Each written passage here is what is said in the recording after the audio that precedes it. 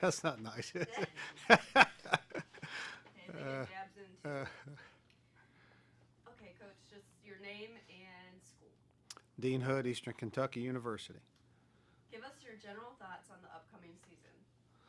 Well, I just talked about it a little bit ago, and I told my wife before I drove over here this morning that I hope they don't pick us first because they haven't gotten it right yet on media day.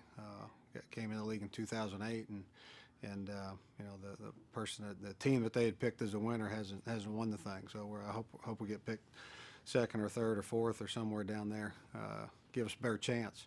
But I think this league, is parity. I think there's parity in college football, and the OVC is the same. I mean, it's just every year you don't know who's gonna rise up and have that great season. Great coach and great players. It's a matter of a quarterback that's got some game experience and staying healthy and getting a ball to bounce the right way and that sort of thing. You have to replace your starting quarterback and running back. Tell us a little bit about how your offense this season. Well, it's if you looked at the percentage of offense that we lost, and Tyrone Gordon, Cam Bailey, our two top receivers, and Matt Denham, who's rushed for I think close to 3,000 yards in 2 years, and then T.J. Pryor, who's got, if not every record, just about every record at Eastern Kentucky. That total group of guys, that percentage of our offense is, I'm sure it's well over 80% of our offense that's gone. But that being said, Jared McClain was our leader quarterback-wise coming out of the spring. He has had some starts. He's had a tough run. He probably thinks we don't like him. His 2 starts at Eastern Kentucky were Kansas State and Purdue.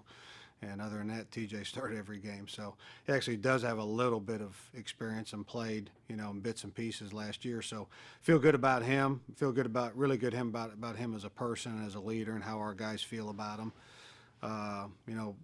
We had a ton of guys show up in the spring, to replace Matt Denham as far as a running back.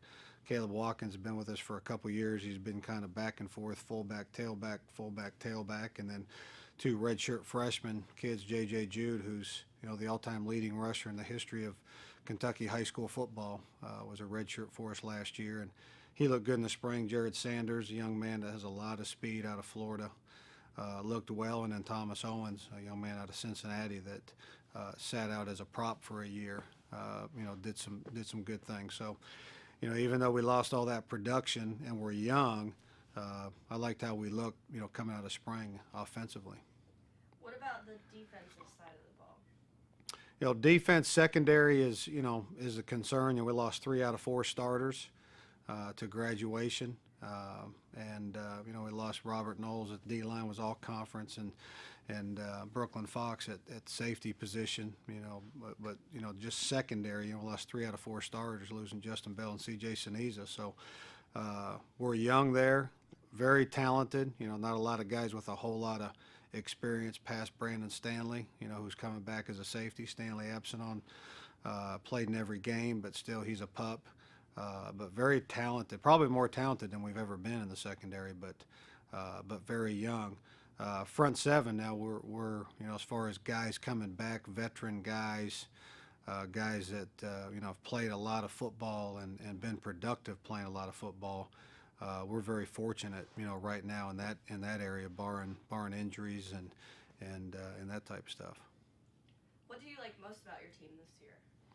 I think our leadership. Every year we've gotten a little bit better with the culture, a little bit better with our seniors understanding, what it means to lead. Standing on the shoulders of the group behind them.